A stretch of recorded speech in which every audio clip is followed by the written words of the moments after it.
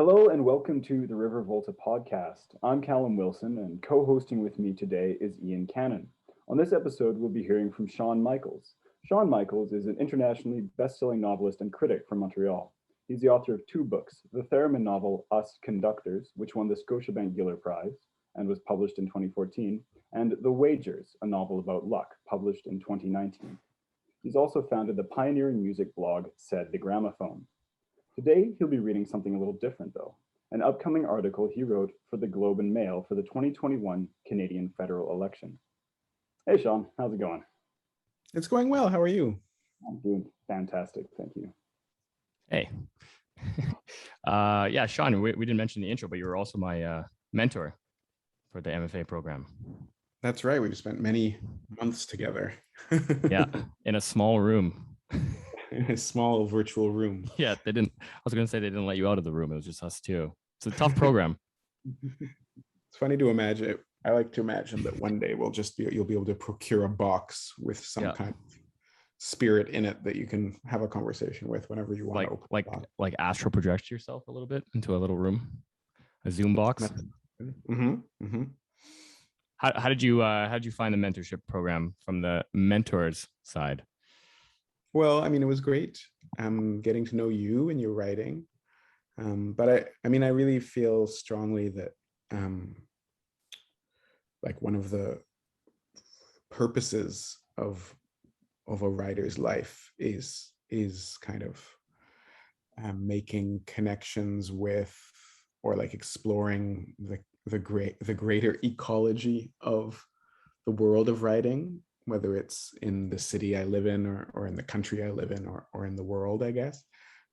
So there's something also really nourishing.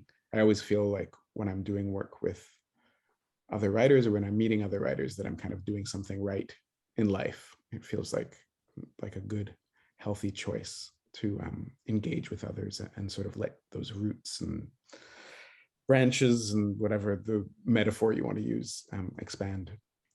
Yeah, it feels a little more purposeful when you're just kind of hanging out. Yeah, I mean, because otherwise, if being a writer is just about like your own stuff and not about the way that touches and encounters other people who are also making things, then there's something, super, almost like, is the word like onanistic, like, really self-absorbed about it, which I think is at its own detriment. There's an irony though, because to be a writer, you have to be probably a little self-absorbed to think anyone wants to hear what you have to say. Yeah. I mean, it's a spooky balance. And I think that there's also the writers who are too interested in those contacts with other people. They probably don't manage much. It's probably because of that spooky balance that you need to, kind of seek out other writers and read other writers, because the whole premise of writing is a bit self-absorbed. Yeah, to I always think in life, I think a lot of life is about kind of leaving the windows open in a lot of different metaphorical ways to let the air through, let strange things be brought in. And so this is another example of that. Yeah, because we had since we started our program during COVID, it's a little bit off. You don't get that one-on-one meeting. No, which I think as any of us would have liked. No, we don't know how each other smells. Callum does. I was just telling him about my smell.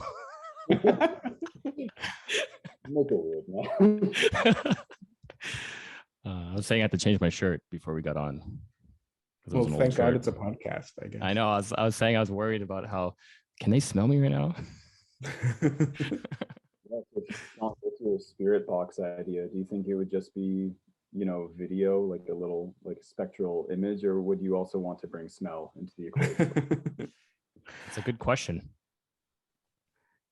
Yeah, I feel like I Zoom this year and all the Zoom videos, so on, whatever experiences have really taught most of us, but certainly me, like how much just like visuals are not what a conversation, like feels so different talking to somebody through a screen, even though you can sort of see them just as clearly as you would if they were sitting across a table. But presence, really, there is a bunch of other stuff going on besides the purely visual.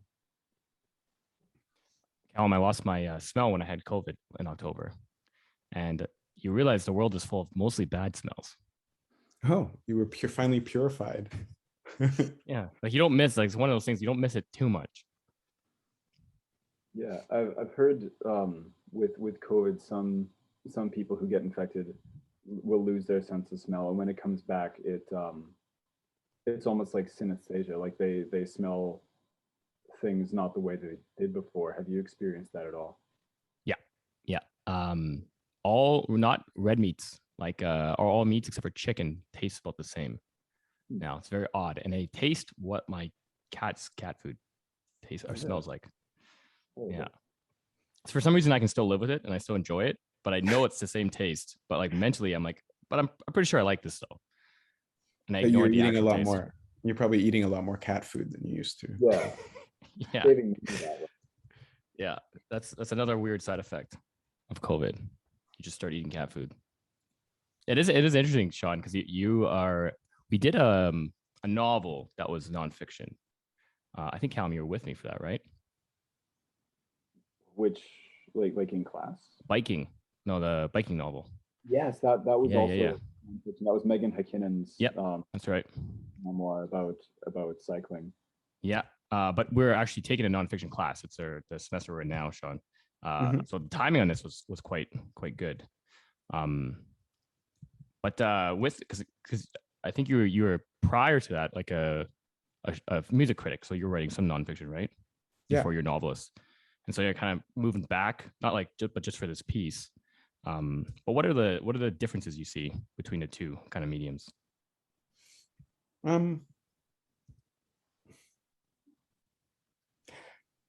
One of the differences is like is function.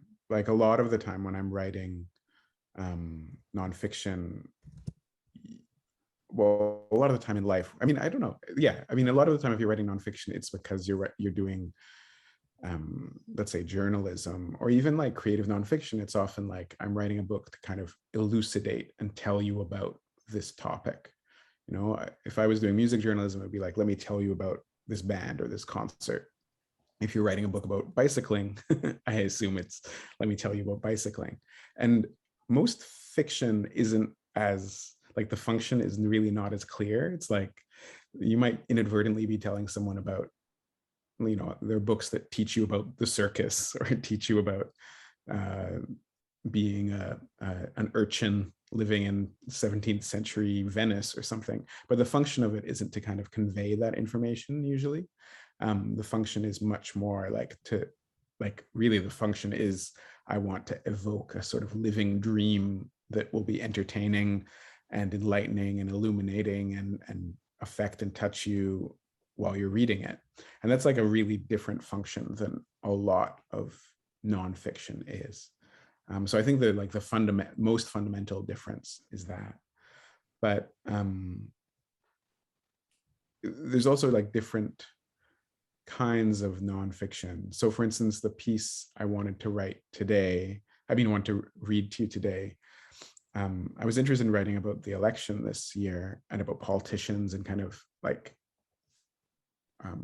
both researching it, like both following politicians around and seeing that behind the scenes, they say in French, dans les coulisses de pouvoir, like in the hallways of power kind of thing. But then writing it, but really like casting a sort of novelist's eye on the proceedings. So trying to, as a writer, a lot of the time my techniques are kind of to take a small detail and then to either extrapolate and sort of take a small detail and read too much into it is kind of the thing. And either I read too much into it and tell you what it is I've read, like, you know, as you describe a character, or you read too much into it and describe it in such a way that the reader comes to that conclusion themselves without you stating it directly.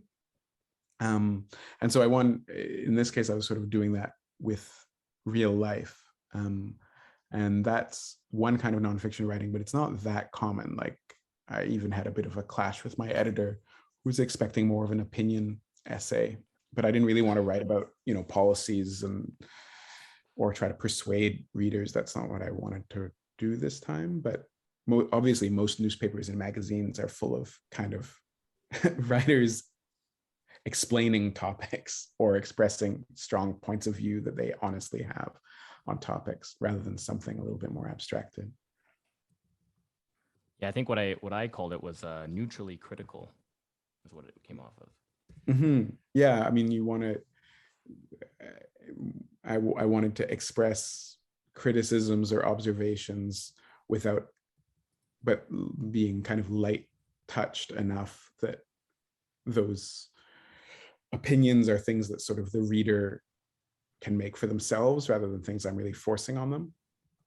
Yeah, like from the article, I would not know who you're going to vote for. yeah, that's right.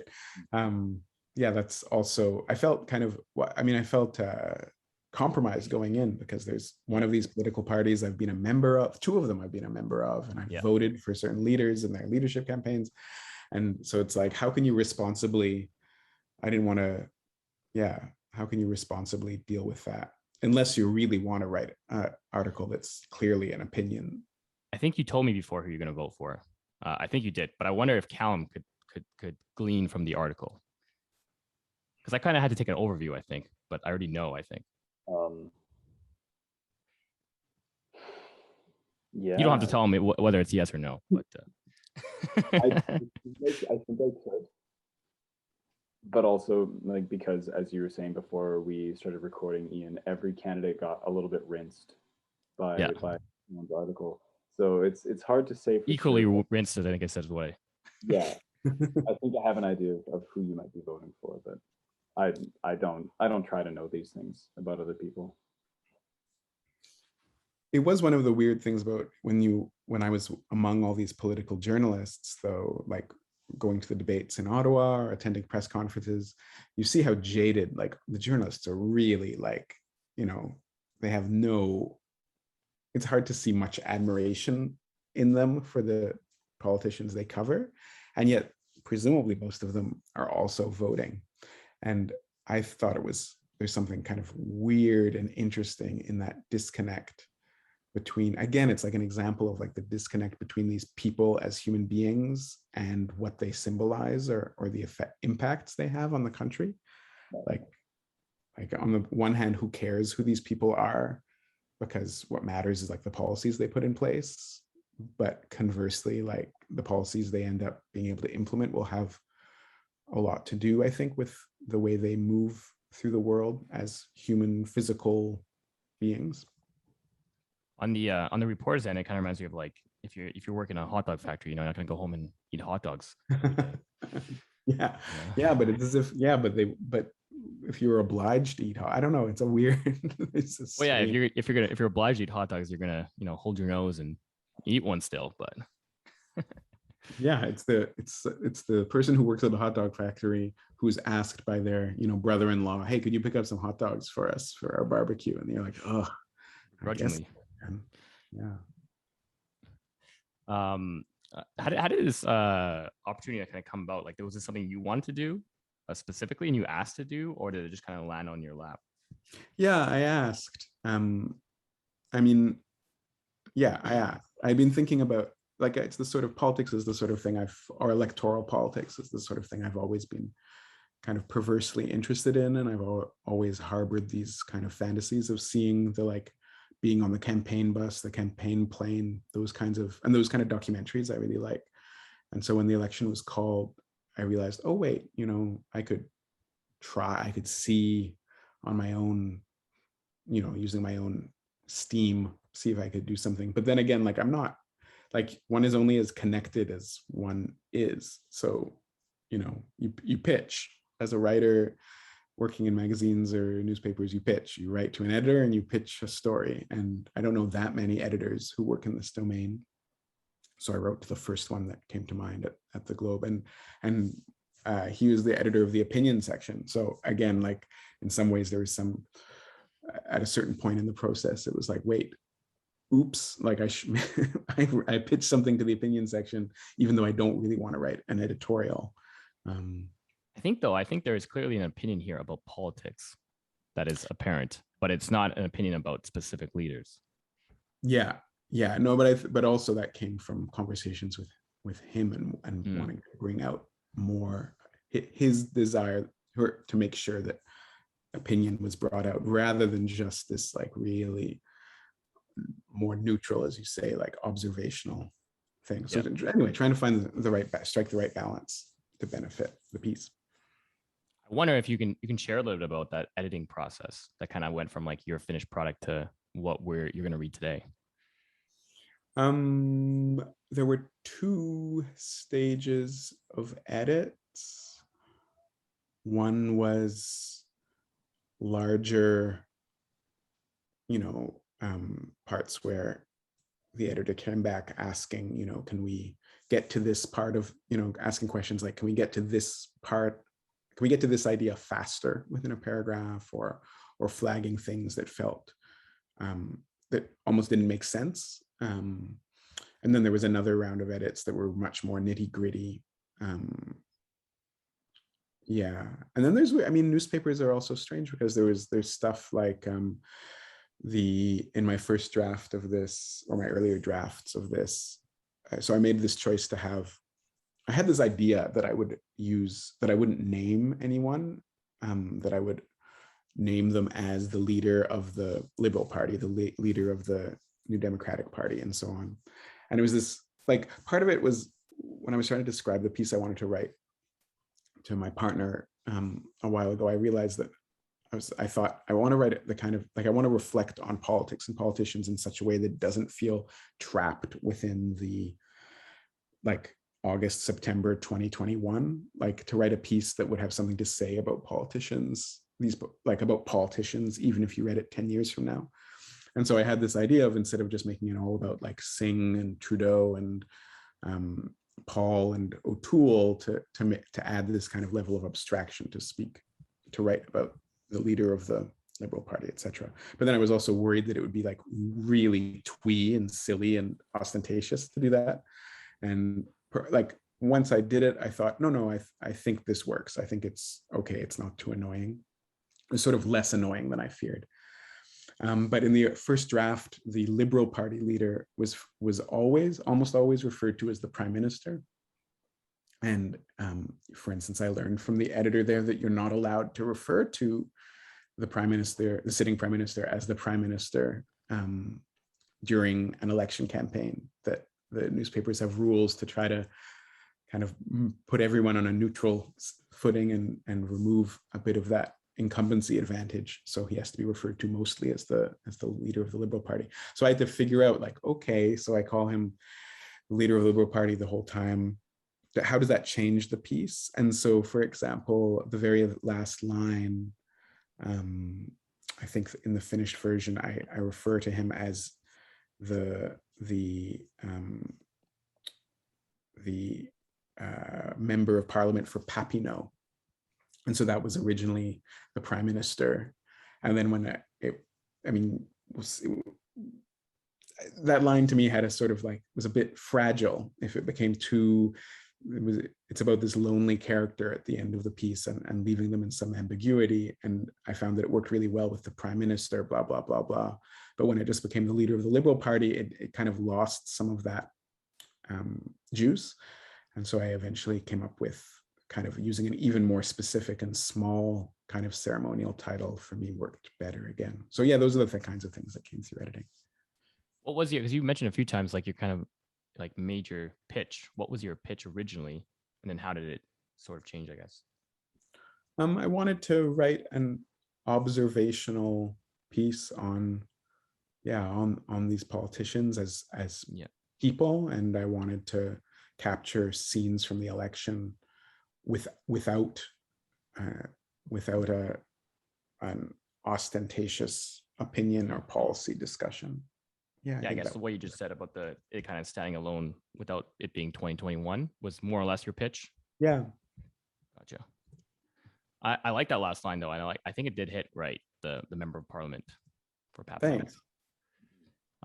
We spoiler, we could see some little edits. So we saw that. We actually discussed that. In the thing I sent you? Yeah. we could see the prime minister part and we discuss that, because that is very interesting. It makes me a little bit I guess like happy that we still have some journalistic integrity in Canada. Yeah, I said that to the editor too. I said, like, this is annoying, but I kind of like that there's these stuffy rules to try to encourage a certain neutrality.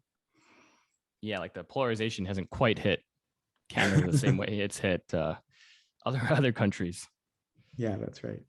And I think that was, sorry. Go ahead, Callum. Go ahead. I think the style guide actually works very well with your approach to this piece, Sean, with defamiliarizing these political figures from their names, and therefore to some degree the cults of personality that kind of form around them, such that an article like this might be useful in the future, looking at candidates who aren't these individuals anymore and seeing patterns of behavior in each of these candidates, and by divorcing them from their names, they are now just those functions of the party. They're not just individuals. It's very cool.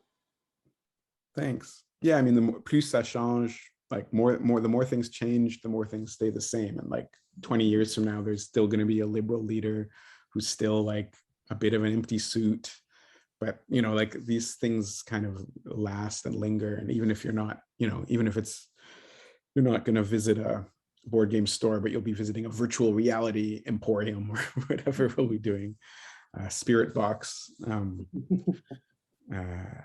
There's something kind of eternal about Paul. I was thinking about, I couldn't help when I was following around some of these people, I was thinking about ancient Rome a lot, and how like this same nonsense was going on like around the world for hundreds of years. It's really weird.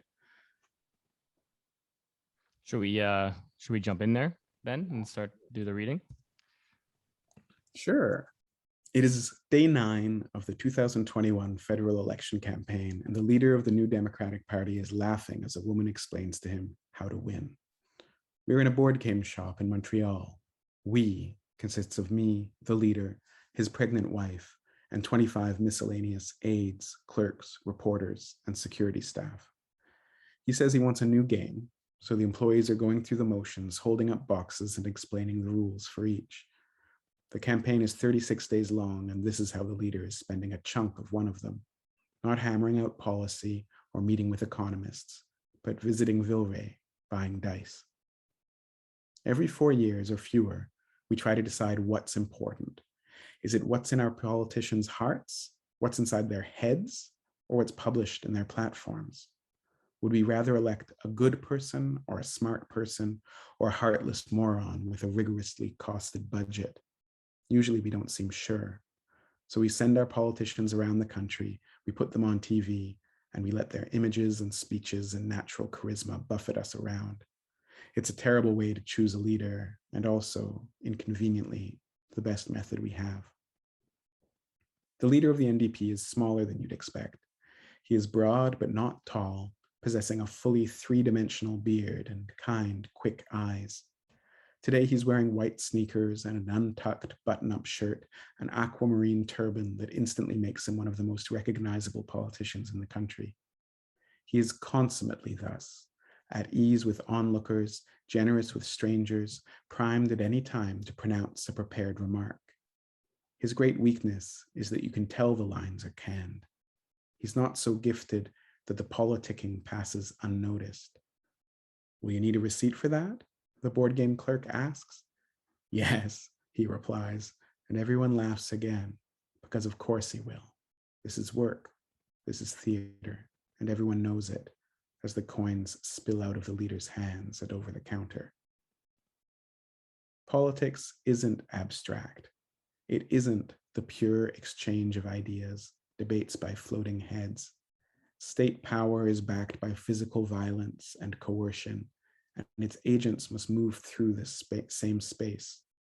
Our leaders have bodies with respective shapes and smells, and the way these bodies move discloses something of their minds. As the NDP leader walks around Villeray, he poses with board games, ice cream cones, locally brewed kombucha. He meets and holds people's eyes. Whenever a shopkeeper tries to offer something on the house, he argues gamely back and forth, like my Zadie used to do when my uncle tried to pick up the tab at the Mandarin. For a politician, every interaction is a calculation.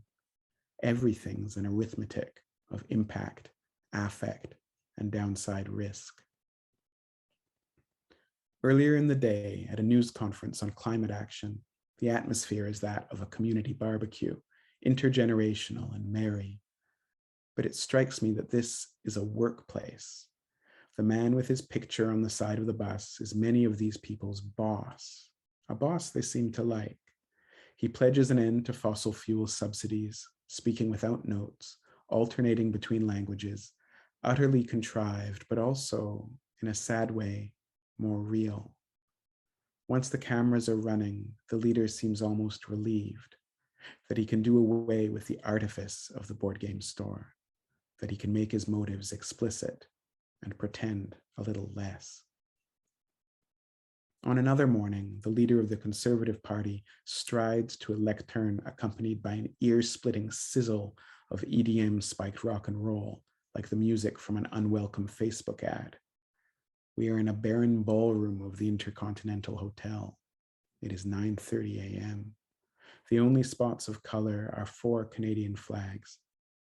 Everyone's in blacks and military blues, their conservative branded masks pulled taut. There are so many grown-ups, I think. I'm 39 years old. Men and women in suits, arms folded. Only the leader wears sneakers. Like the leader of the New Democrats, the conservative leader is surprisingly small.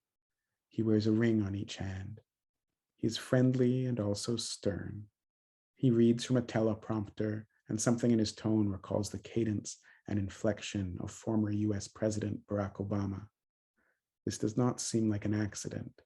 He claims, "We are putting gangs on notice." This conservative leader is not like certain other recent conservative leaders.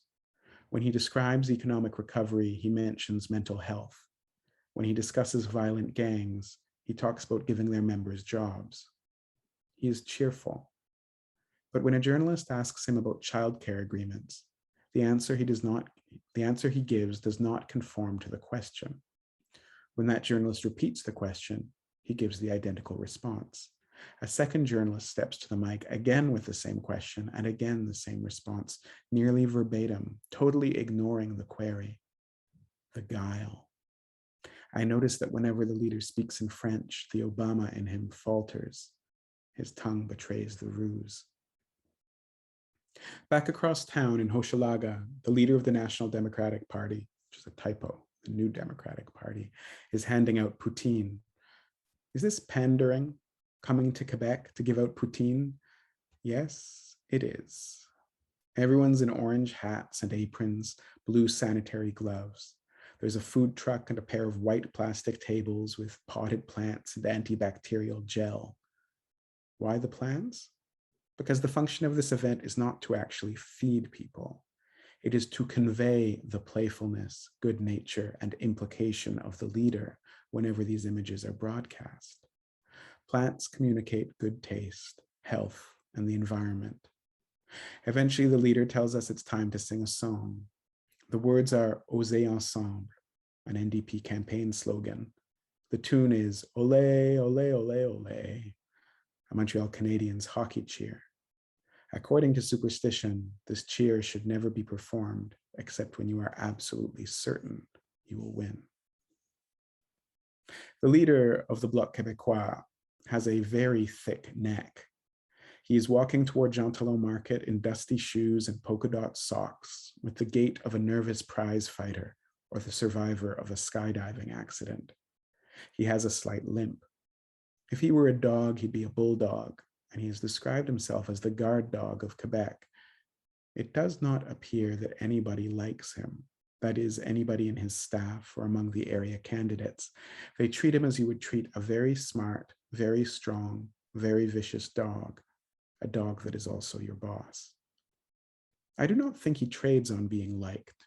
If it's good for Quebec, we'll vote for it. If it's bad, we'll vote against, he has said. I live in Quebec. I am grateful for the way the leader of the Bloc Québécois defends the virtues of this province and disappointed by the way he denies its faults. Today he talks about the importance of buying local, reading from folded graph paper. A fuzzy microphone has been thrust into his face. When he's asked about the other parties, he responds with indignation about how the leader of the NDP thinks that all Quebecers are racist. He really seems to believe this, not just that the rest of Canada believes that Quebec is racist, but that Quebec is not. That somehow, unlike any other principality on earth, it has slipped the shackles of prejudice, bias, and tribalism. The leader of the Bloc Québécois leads us past towering cans of maple syrup, bushels of tomatoes, corn. He talks about how he knows this neighborhood very well. He lived here for more than 10 years. He orders an ice cream, which he does not eat. He uses the facilities. Later, the leader stamps off back toward the campaign bus, journalists in tow. We've been walking for 5 minutes before he recognizes we've been heading in the wrong direction. Canada's official leaders' debates are a unique exercise. Is there anywhere else in the world that expects its major political figures to debate in their second language for 120 minutes? It can be instructive, even revelatory, to see the machinery of rhetoric laid bare, for a speaker's evasions to be rendered as awkward as their pronunciation of séquestration du carbone. I am understandably excited. Upon arrival at the Canadian Museum of History, a photographer holds the door for me. I grin behind my mask. Let's go straight to the bar and skip this shit, he says. Later, I stand among veteran journalists and wait for the leaders to arrive. The principal site of interest is a rainbow in the sky above the museum. It's presumably an omen, but of what? And for whom? The reporters are bored, they are tired, they must stand here for hours, literally hours, owing to rules around the police cordon. Demonstrators from the People's Party of Canada have finally stopped shouting Liberté. Now they're blasting Bob Marley. There are 5 anti-trans rights protesters with gray faces and empty eyes. A journalist in a royal blue suit characterizes the calling to which he has dedicated his life. Sitting outside of meetings where important things are happening, waiting for people to come out and tell us nothing. Even before the broadcast begins, the atmosphere in the debate hall is frosty. The leader of the NDP flexes his shoulders. The leader of the Bloc Québécois wiggles his hips, dances on the spot. He looks like a grenade that needs to go off. The leader of the Green Party prepares her notes. Every podium is equipped with a red pen and a blue pen, like a bad metaphor for electoral choice. At the end of each debate, there's a scrum, a moment when each leader must face the press directly, taking questions about what has just transpired. Oddly, in order to participate, journalists are obliged to miss the last 15 minutes of each debate. We get taken away together past an explosive sniffing dog. The scrums themselves have an odd dynamic, like an old couple's fumbling attempt at BDSM. Twerpy journalists pose assertive, even aggressive questions. The politicians quietly listen. Then, as soon as they leave the mic, the politicians say whatever they want. It only actually works when the politicians have nothing to lose, when they can answer honestly, as the Green Party leader seems to. I'm here to educate, not to participate in confrontations, she says, with a disarming stare. I can feel a ripple of respect moving through the throng of hacks, but also a certain embarrassment. As much as the journalists admire her candor, they scorn it too. Eventually, a lonely figure arrives at the top of the escalator. The leader of the Liberal Party moves alone through the late-night shadow. He's tall but slight, narrow-shouldered.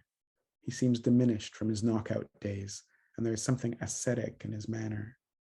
His dark eyes move around the room in search of a willing object, but I can't tell if he's really looking, if he sees or hears anything here through the cloud of what's inside his mind. He looks preoccupied. The leader of the Conservative Party has said that the Liberal leader is in favor of division. This is false. He said, He likes to blame everyone but himself. This is true.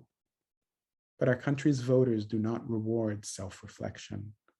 If the leader of the Liberal Party has regrets or doubts about himself, he is, for the moment, too afraid to name them. For most of this scrum, the leader operates on autopilot. Every statement ends with the same ponderous freeze-frame face, as if he is modeling for a terracotta bust. This is the familiar dodge and weave, a politician's calculations. But when he is asked a question by a reporter from The Rebel, the leader's eyes flicker. Something comes over his face.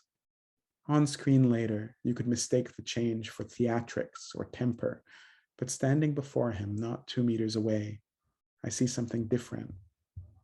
Relief. Here at last is a moment that requires no calculation. Here at last is a moment when the leader may tell the truth. Bluntly, briefly, he can be the person he once believed himself to be, adamant and good. But then it passes.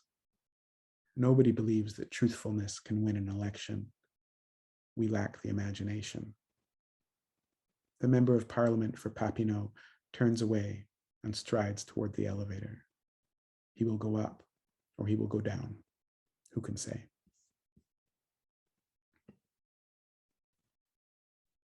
Awesome. I realized while you're reading it, I once listened to a little clip on Amazon for your latest book, The Wagers, and you also read that, right? Yeah, that was you? right. Yeah. I didn't realize that the first time until just now. Yeah, I had to audition for the job. Did you really?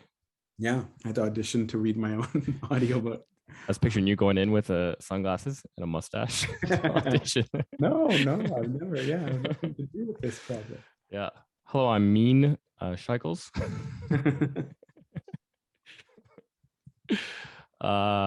But it was really good. I like your reading. How was that reading a whole novel?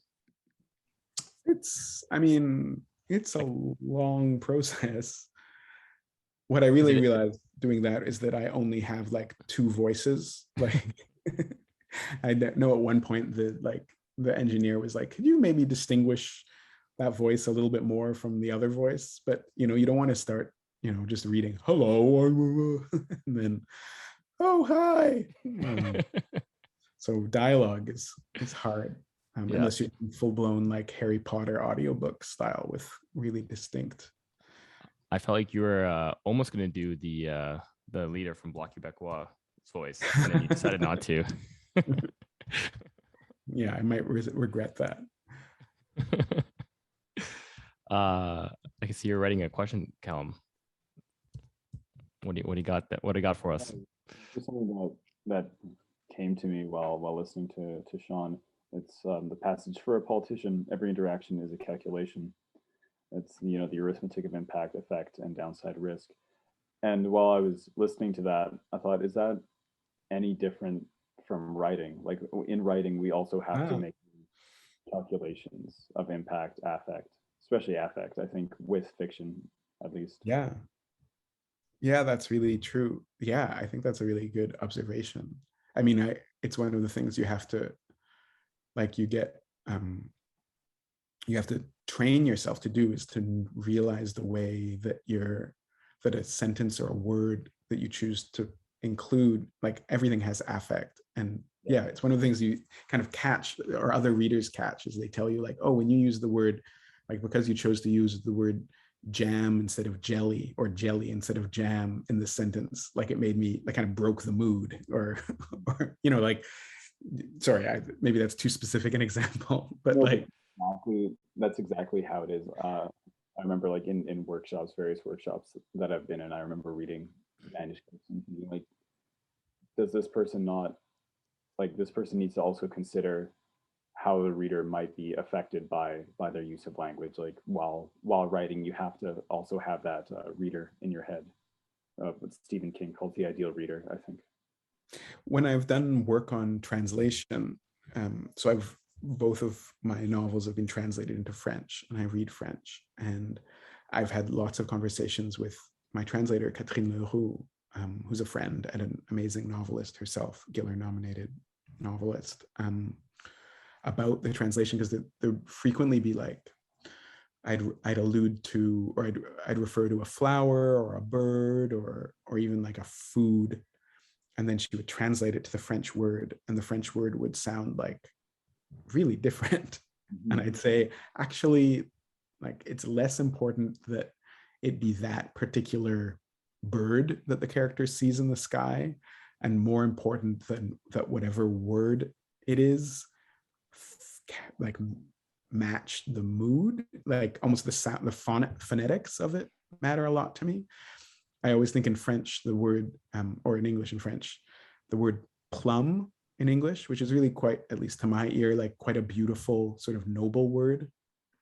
Plum in French is prune, which like does not have the same connotations. Or sneeze in English, which is like a very silly sounding word, in French is éternuer, like almost looks like the word eternal, éternuer. And so like it's almost an elegant looking word in French. And so like if I was writing in either language, the way I would use, I could definitely have a character sneeze in French in certain scenes that I wouldn't ever let them sneeze in English because of the way it would distract.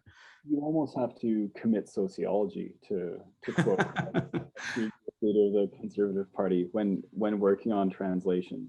You have to maybe consider like the target culture's their baggage about words. That's really cool. I'm doing a comparative literature class, and it's all like the last week was all about translations and the problems of translation. And one of like the major problems is the more literal you are with the translation, the worse it is, because you're not just translating ideas, you're translating moods, feelings, art. And they talk about what you're saying, Callum, about having a person in your mind. But there's a George Steiner. He's like, he said that when you're writing a fiction, you generally are not thinking about a person. You're just doing what you like, right? So, but the weird part about the translation is they're thinking about a specific person, which is an English speaker or whatever the translation is. They have a direct source language they're doing it, or a target language that they're thinking of, which is not like quite like writing. He may or may not be wrong, but that's what he was saying, which is interesting. That it changes because you're now thinking about a direct person who's going to hear it in a language. Totally. I was working to translate a short book, or a short section of a book by a French writer here, and there's an allusion at one point. She's kind of going on this crazy internal rant against a man that I won't get too deep into the weeds, but she was kind of ranting against an imaginary guy that was annoying her. And the man, she's saying like, so whatever you, no matter what you might think, Maurice, here's the truth. Let me tell you what the situation is, Maurice, blah, blah, blah, blah, blah, in French. And I asked her like, okay, Maurice, is this like an allusion to Maurice Duplessis, or like why did you choose Maurice? And she said, oh no, just like that kind of guy is a Maurice. And I was laughing for my translation because I realized Maurice in English is like a very different kind of guy. Like she described who a Maurice was. And I'm like, oh, like in English, Maurice is like very different.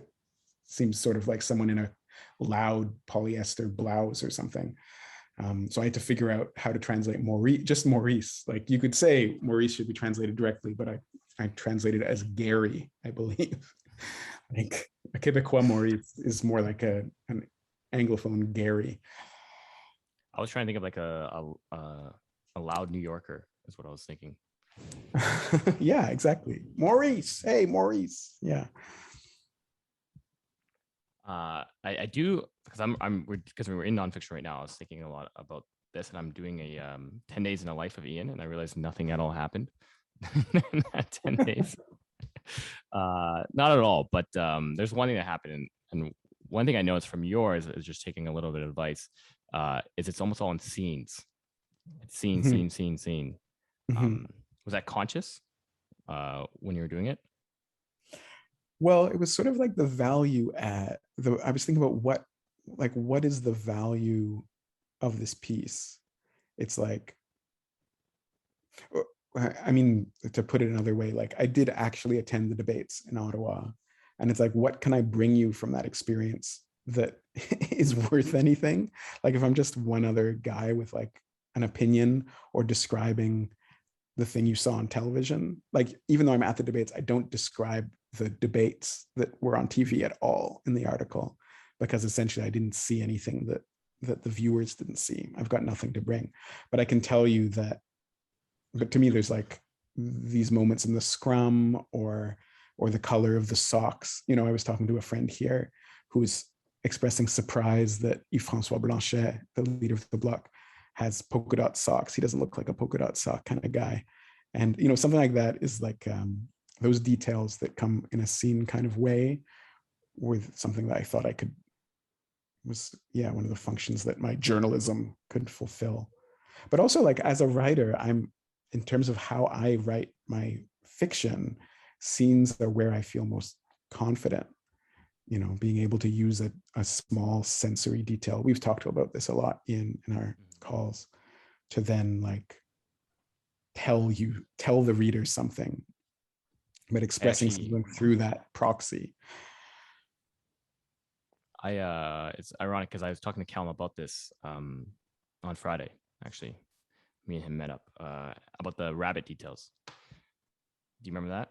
The rabbit details? Yeah, you were telling me about a novelist, and the guy has a nickname named Rabbit. And it's a detail that there's no reason why it's that. Yeah. It's just an extra detail that brings him to life. And I think you have a lot of those in this. I mean, because it is real life, but so people will come ready-made with rabbit details. Human beings do. But you really focus on them when you're describing every single character. Yeah, I mean, yeah, it's the toolkit of a writer is that, you know, if you look at a person, if I spend a lot of time describing, like which details we choose to highlight are the things that end up like coloring. That's all the affect of the character. If you spend all your time describing the like that there's grease, if you spend any time describing that there's grease on their skin, you know, that becomes such an important way of how you think about that person. If you use just kind of dry, cool words, then it gives them a sort of dignity. If you use all these kind of messy, human, hairy words, it gives them a kind of indignity. And so it's fun to know, like when I went to the debate, and I remember at the end of the first night, I spoke to my partner and she said, so how was it worth it? Like, was it, what did you get? And it's like, I'm not sure. I mean, I got a list. I did observe some things, but we'll see whether I can string them together.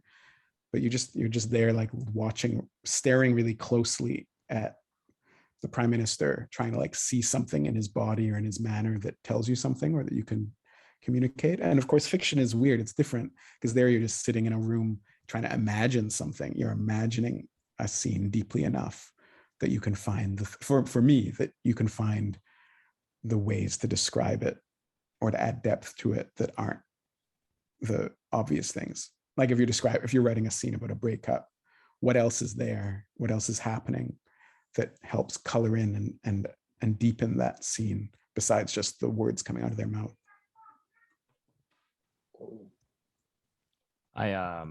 When you were there, did you write notes, or is this mostly from your imagination? Not imagination, but memory. It was lots of notes. Yeah, I was the guy with. Yeah. Is there any? Because I was thinking about this from someone just presented in our class on Truman Capote, and he does all memory. Apparently, doesn't write any notes. I found it interesting from like a imagination point of view, where like it almost leaves room for a little bit of, you know, narrative flourish, a little bit of half truth. Yeah, I mean, that's cool. You're getting much closer to fiction.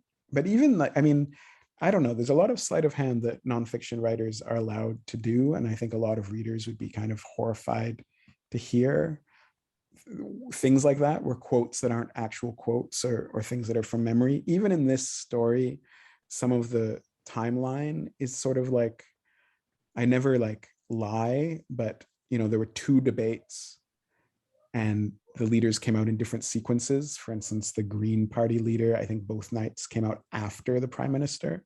So even though I end with the prime minister, he was not the last person to come out. So you do these kind of manipulations that are distortions, you know. It's like, why do you do that? It's like to tell a story in a certain way. And we kind of, we allow a certain amount of freedom, but you see it happens people get in trouble all the time. And the public has these big debates about like how much creative license is too much creative license in nonfiction. Yeah, we were talking about it, and that came up with your piece, Callum, about the contract. Like, what contract are you giving the reader when they start reading it? Mm-hmm.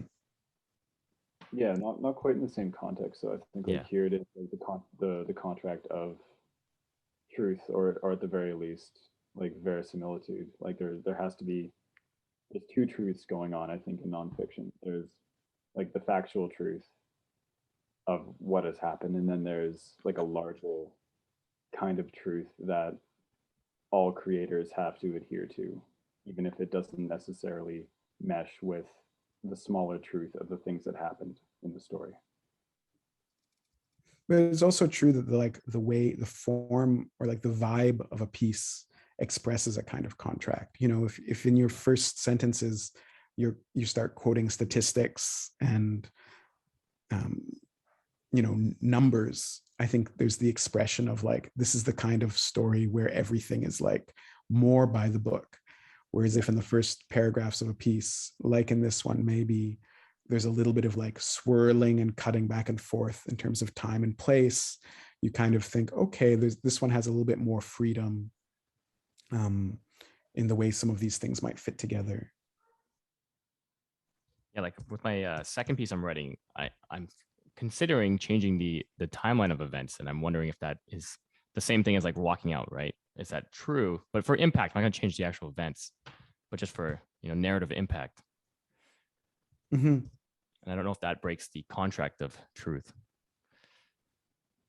Calum's shaking his head. No, it doesn't. in Cold War. Yeah, there was a lot of rearranging of events, and it was, you know, to give credit to that capital T truth, the larger truth, which is, you know, we read to be entertained and to be informed, and in order to maintain that, Capote had to rearrange some events to, it's I don't know, it's a bit like chess, I guess. Like, you're moving pieces to make the most effective play, and the play is of course like for the hearts and minds of the readers. Mm-hmm. Yeah, and I think if they all happen, it's okay to move it around.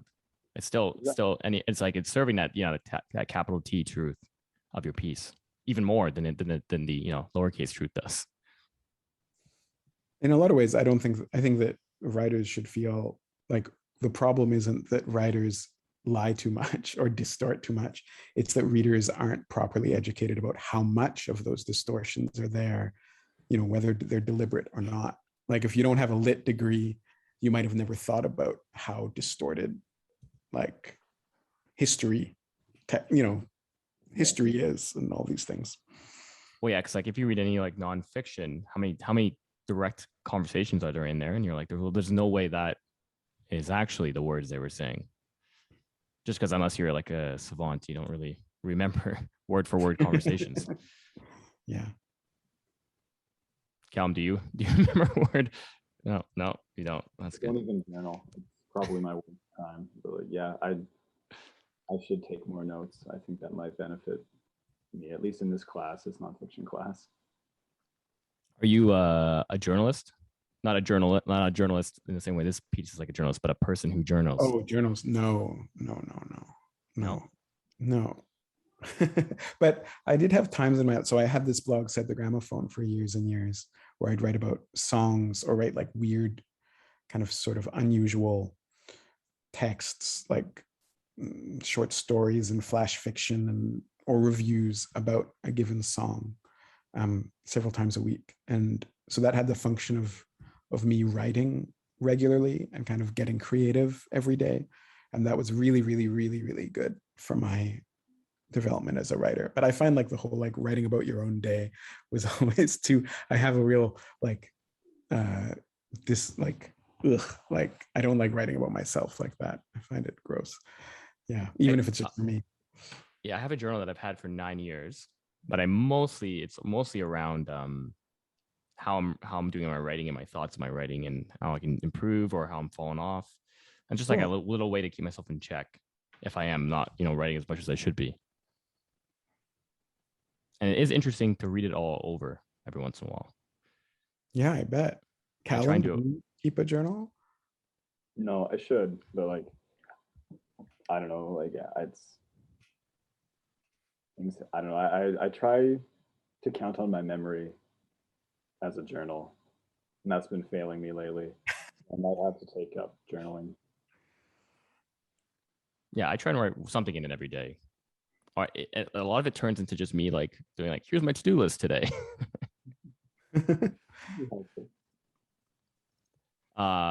One thing I want to ask you was how tall are the leaders? Oh yeah, you definitely, that's one point I think you focus on everyone is their height.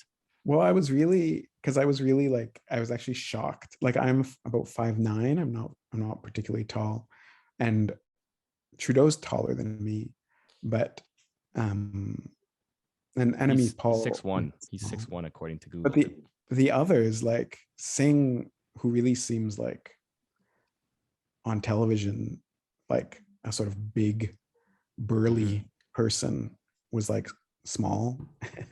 And like I think my size are smaller. And Aaron O'Toole, who just looks like a dad, and so I always imagine that dads are like taller than me, was also like small. My size are smaller. And even Trudeau, like, who despite being tall did not like look really slight.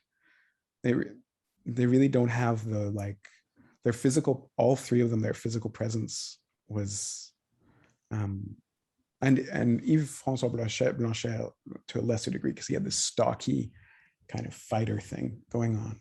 But yeah, their physical presence was much slighter than I kind of imagine. You think of like these like Greek, like these titans, these political leaders that are like almost like they're bigger than life characters, and then in person you're like, oh no, they're smaller than life. No, they're just normal size. I just for some reason Googled heights of presidents. Who do you think is the tallest president in the U.S. Of all time? Ever? Yeah. Callum, you can guess too. After Sean. George H.W. Bush. Interesting. What do you think, Callum? Like, mythologically, it's probably Lincoln. Yeah. Oh, that's true. But like now that I'm thinking, yeah, maybe George H.W. Bush. I'll tell you, he looks about 6'2". Abraham Lincoln. Abraham Lincoln is number one. Yeah, mythological and factual. 6'4". Wow. Donald Trump is weirdly third, 6'3". He does not seem like he's 6'3".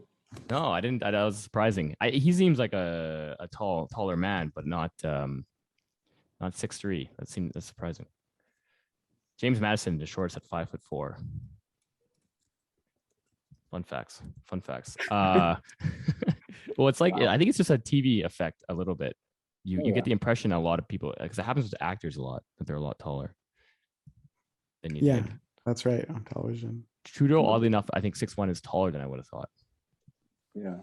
So nobody was wearing platform shoes then, Sean? No, I don't think so. But you never know. They might have been illusion-y platforms. One last thing, and then we'll do like a little 10 rapid fire questions before we head out. They're not really rapid fire. They take a little while. So, but we're gonna continue calling rapid fire. It's 13. It's episode 13 so far. Still rapid fire. But you said my favorite line, I think, was, there are so many grown-ups, I think, and then in brackets, I'm 39 years old, which is a feeling I feel like I have all the time when you're like, oh man, there's a lot of adults here. And then, but because it feels like you just keep saying the same age, everyone around you just keeps getting older. Yeah. No, I mean, I was really struck in that I'd just been hanging out with the NDP for a couple of days. And then when I went to this Conservative press conference, I'm like, well, everyone is so old here. Like, and it really felt like, oh, the grown-ups have finally arrived. Like, party's over, everyone. Here's the grown-ups. Yeah. But I also struck by the contrast between Aaron O'Toole's kind of brand, which is sort of like youthfulness and like playfulness and vim, and then in the room around him, it did not like, it's like, no, that's marketing. Like all around him was exactly the people that in my mind I think of as running the Conservative Party. They were all there, which I found pretty funny. And also just, I mean, yeah, I'm not trying to express electoral opinions, but man, bad vibes. Like I couldn't find a way to just put that into words, but the vibe was like sort of sinister. I compared it to someone to, I remember the film The Mighty Ducks. I only remember this film very vaguely, but like there's like the bad team that's really good, that's dressed all in black, and it's just like feels like sinister and sort of Slytherin. Yeah, that morning the Conservatives had that feeling, but we could have just had a bad day. Yeah. Well, Callum, do you have any more questions before we? Not at all. Let's dive headlong into these rapid fire questions. I'll start. What time of day do you like to write, Sean? I like to write in the morning, after, like I like to sleep in, which I don't normally get to do, but yeah, like 10 o'clock is my perfect writing time. I was gonna ask you what sleeping in means, because some people are like, I like to sleep in. You're like, what time do they wake up? And they're like 7 a.m. Well, like I have a fairly young child, so now it's been years since I wake up at 7:30 now.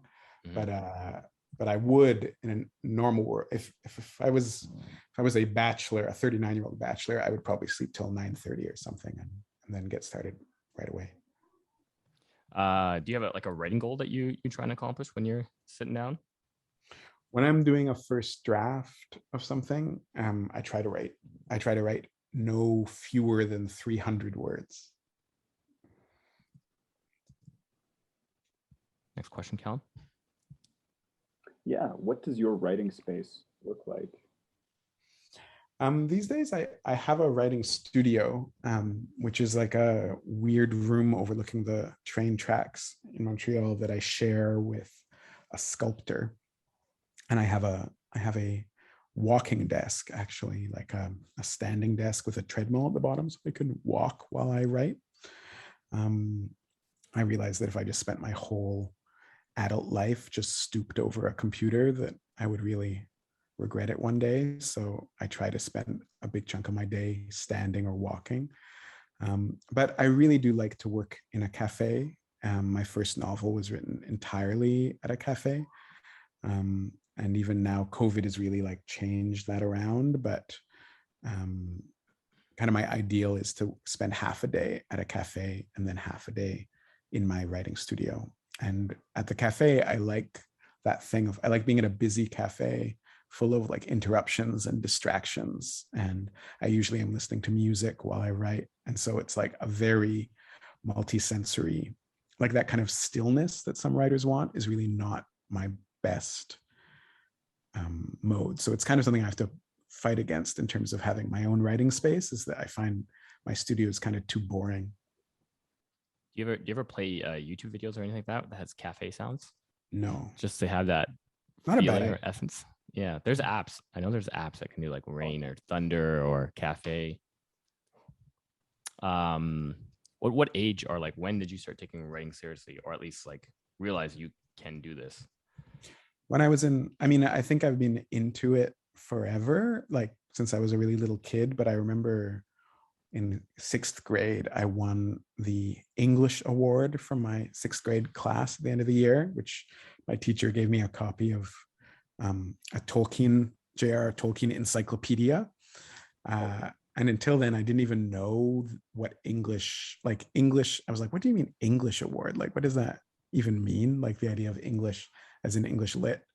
So I had not conceived of like writing or literature as its own kind of subject, storytelling as its own topic, until that moment where I realized, oh, this is a thing and I'm good at it. So I feel like that was a beginning. That's very cool. I like that. I started reading The Hobbit again. Yeah, I read it to my son just in the past year again. To get back to like as you're growing up, it really is like, anyway, that's not really a rapid fire question. This is why they end up being not rapid fire questions. Yeah. Talking. The questions are rapid fire, but the answers are not. What's the opposite of rapid fire? Is it like a crossbow or something that takes 10 minutes to load, or a cannon? Like a water torpedo. You know, it's just a depth charge. Yeah. Wow. Now we're really off. What is the first piece of writing that you remember getting really into, like an aha moment, I guess, to reflect on your previous answer? Of my own work? Of any writing from anybody. Like, was there ever like a book or something that just, you know, lit the fire for you? Like I mean, yeah, that winning of the, you know, the auspicious English award. Yeah. I mean, three things come to mind. One is one of the first books I loved as a little boy was this book called Light on Demayet, which is, I grew up in Scotland, or I lived there till I was 5. So it was like this book that took place near where I lived. And I remember being just like really captured by the idea that a story could be told, like an exciting, amazing story could be told that took place, like that made magical and wondrous, like where I lived, instead of it being like someone else's story of far away. And then there's The Hobbit and Tolkien, which was really a very important writer in that whole world building. I really wanted to be J.R.R. Tolkien through most of my teens. I wanted to go to Oxford for university. I wanted to learn about languages. Like, he was I think, philologist, like a sort of scholar of ancient languages. I was really kind of following his career in my teens. And that kind of stuff was really important to my first writing. But then Salman Rushdie, and I think it was Haroun in the Sea of Stories, but it could have been The Ground Beneath Her Feet. Near the end of my teens was one of my first exposures to a writer whose playfulness with language and style made sense to me and was like delicious and amazing. And you know, that thing of reading a book that has a really strong style, like Tolkien obviously has a style, but like he's not as poetic or lyrical, like it's not as that's the wrong word, it's not as ostentatious, the style. And I really like style in my writing, in the writing I read now. And so I think Salman Rushdie was one of the first times I read something I'm like, I just love this person's sentences, which is something I would never, I can't remember having that thought about another writer before then. I fell in love with Midnight's Children. That was my favorite Salman Rushdie. I mean, the first chapter of Midnight's Children, I think that it kind of falls off at the end of the book, but the first chapter is like staggeringly good. Yeah, and I like that his kind of ability to weave realness and magic, you know, magical realism. Mm-hmm, mm-hmm. What do you need an outline, or do you write by the seat of your pants? My first two, Us Conductors and The Wagers, were both written with really detailed outlines. I find outlines are most helpful as antidotes to writer's block. So I kind of don't believe in writer's block, in that I think that you just have to get in the habit of working, and you kind of write through it, and you don't indulge it. You don't allow it to be a thing. But still, there's some days where like you're like, what the hell do I write next? And having an outline, for me, a detailed outline is really helpful when I'm doing that first draft, where I just say like, okay, now I have to write the scene that I wrote happens next, and then you do it. And it kind of doesn't let you not keep advancing through the book.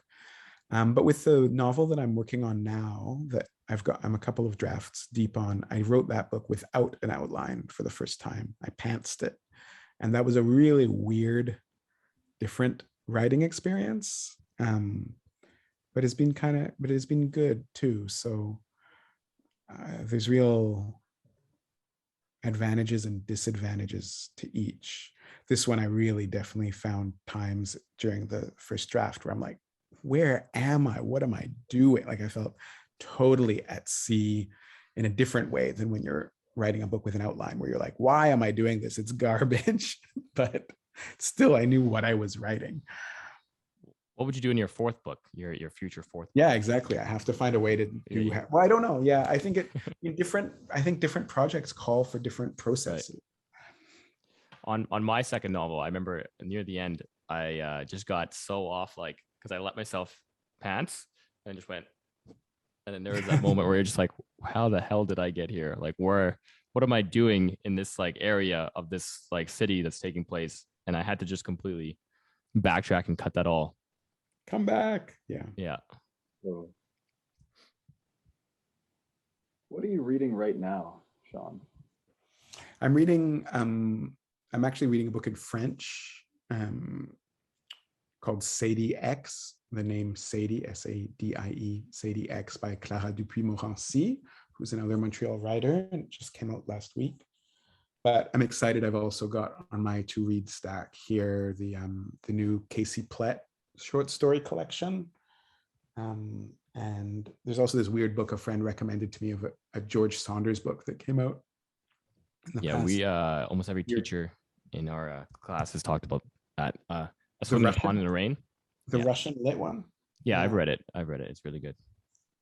So I started it and I was like, this is sort of annoying, but I'm also excited to see what he's got to say.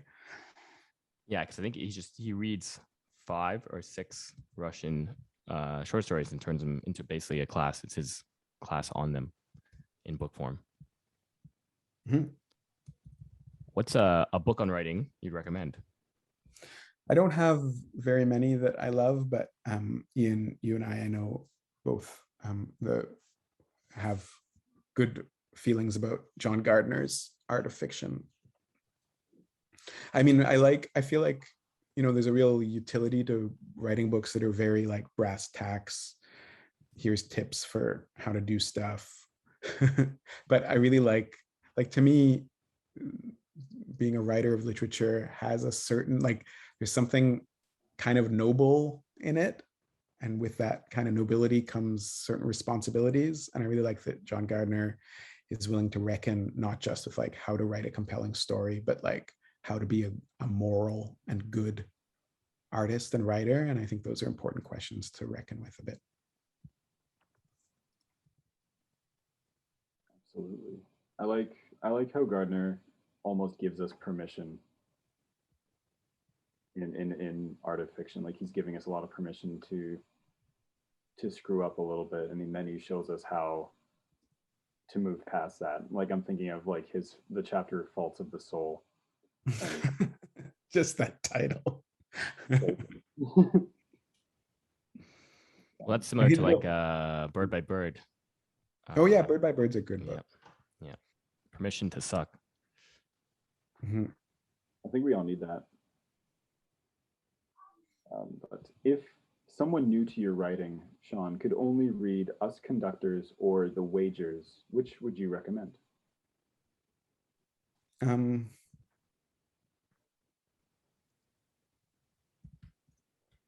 I think Us Conductors, I mean, it's a ridiculous question because it depends what they like or what they, but to me, there's like, in terms of me as a writer, I really feel like my process, each book that I've written is a response to the previous book.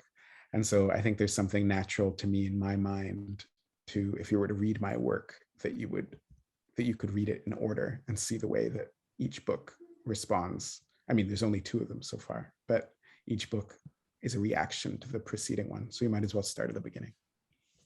What's the movie? I was trying to get you to Sophie's Choice it. Is that what it is? Or it's not? It's something choice where the mother has to pick between her. Her 2 sons. I think this is the last question. What's something of writing that's been on your mind lately? Something about writing that's been on my mind.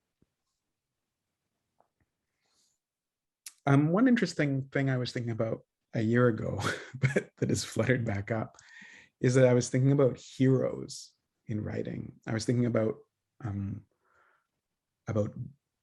good characters that are like not troubled like that idea of like a role model, like, is there a way to write a story of someone who's wise and good and smart and kind without that being just a garbage book? Like an unflawed character, but it's still Well, interesting. not necessarily unflawed, but like how would one, there's so many books and so much art now about like people who are messed up and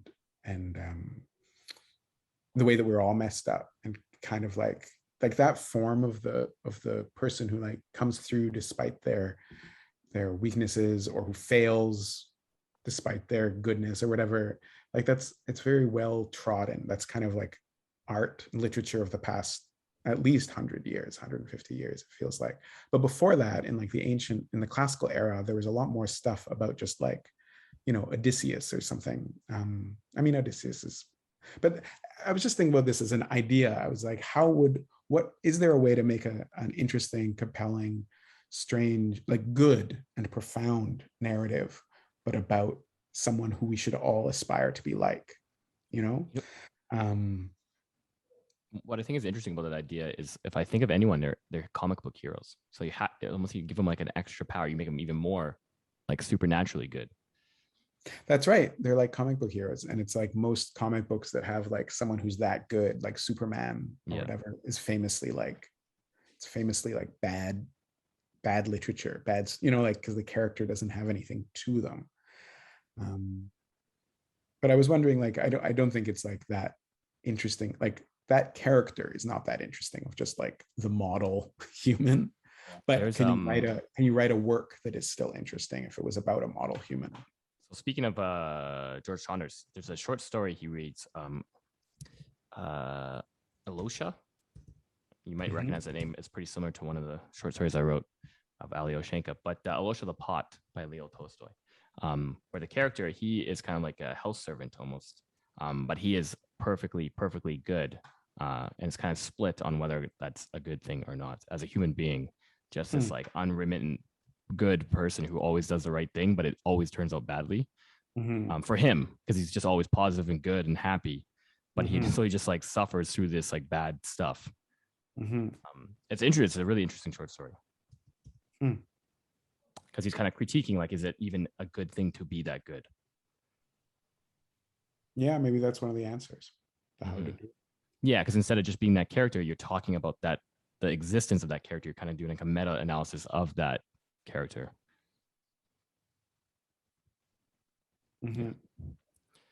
Well, it looks like we can close up shop there.